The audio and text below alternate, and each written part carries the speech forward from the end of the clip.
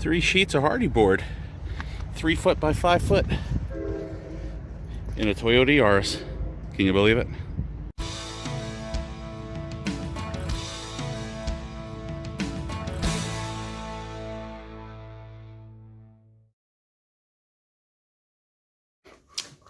Ladies and gentlemen, welcome to the Funhouse. Today we are going to put a laminate waterproof floor in the bathroom.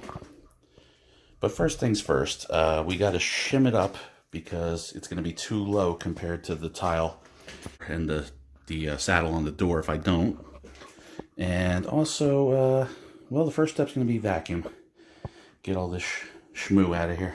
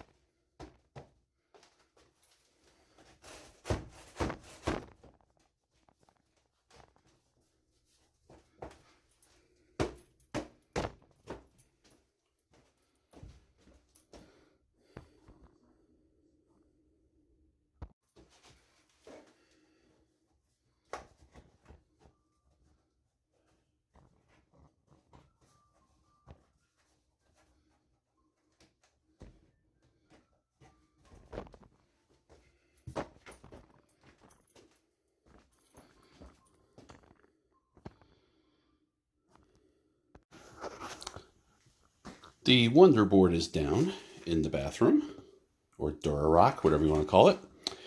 I am going to put in some electric radiant floor heating, which I've done in another video. You can find it under turning a garage into workspace. The product is called Chill Out Warm Floor. And I extended it from the garage that I turned into a bedroom through this closet, under the hallway floor, into here. And there's going to be some electric radiant floor heat in here that will be on when the heat in the bedroom is on. And make the floor nice and toasty for, when you're getting out of the shower, sitting on the bowl, what have you. The hallway, unfortunately, will be cold, but hey, what are you going to do? So that was covered in another video. I'm not going to make you watch me do that. I'm basically just going to unroll the mats, wire them up, duct tape them down, and test out my connections. And then I'll start the hardwood floor, and that I will show you. The heating is down, and now I'm putting down this padding. Normally I use padding under laminate floor. I would not have used it under this particular floor because it's vinyl and it's waterproof.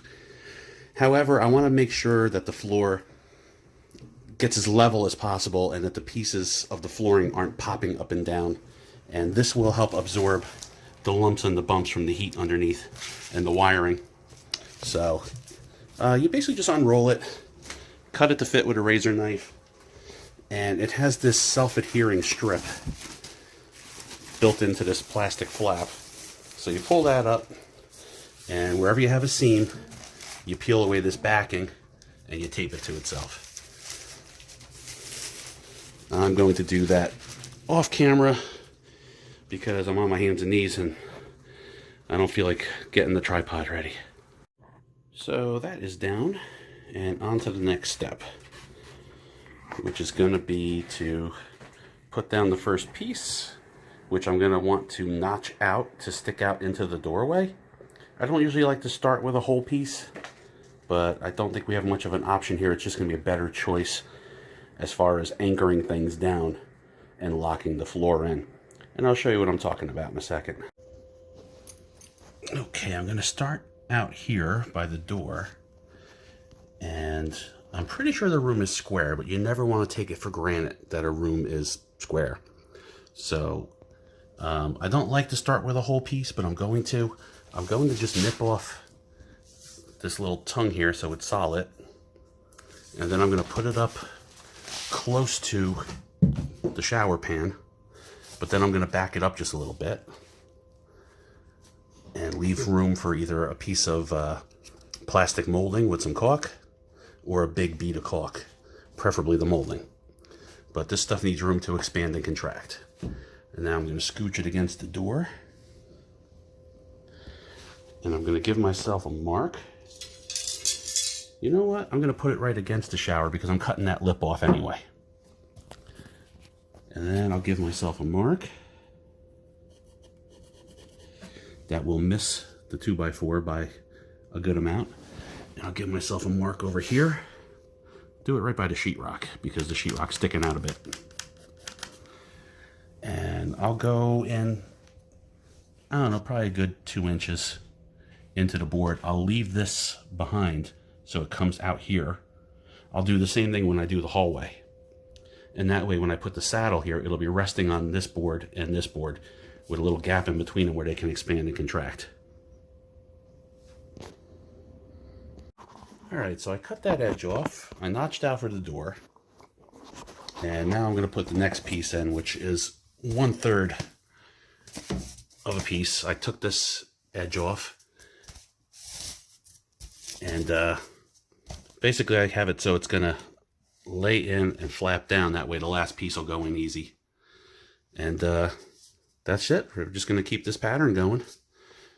And I'll do a whole sheet, 1/3, 2/3, whole sheet, 1/3, 2/3, and run it all out like that.